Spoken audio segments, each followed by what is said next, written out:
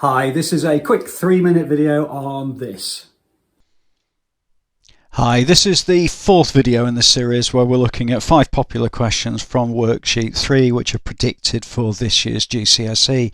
Please do go to 3-Minute Maths, download the worksheet and have a go at each of the questions yourself, or alternatively stop the video, have a go at the question and then compare your solution. In the previous video we completed through to question number 3, so in this video we're going to start from question number 4.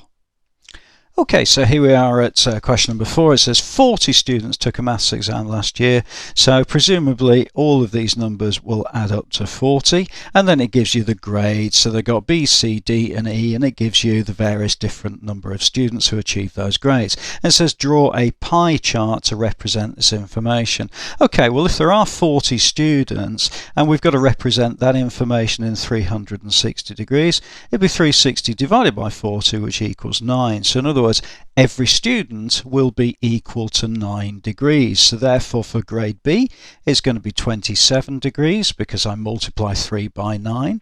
For grade C it's going to be 135 degrees, and again that's 15 multiplied by 9. Grade D is going to be 14 multiplied by 9, which is 126 degrees. And then finally grade E, which is 8 multiplied by 9, which is 72 degrees. Now if I added all of those up, I'd get 360 degrees, which is perfect. Okay, and then I need to draw a pie chart to represent this information. So probably the easiest way I'm going to do this is to use a circle. Okay, and I'll give it my best shot to make sure that looks like a good circle on the screen. Okay, there we go.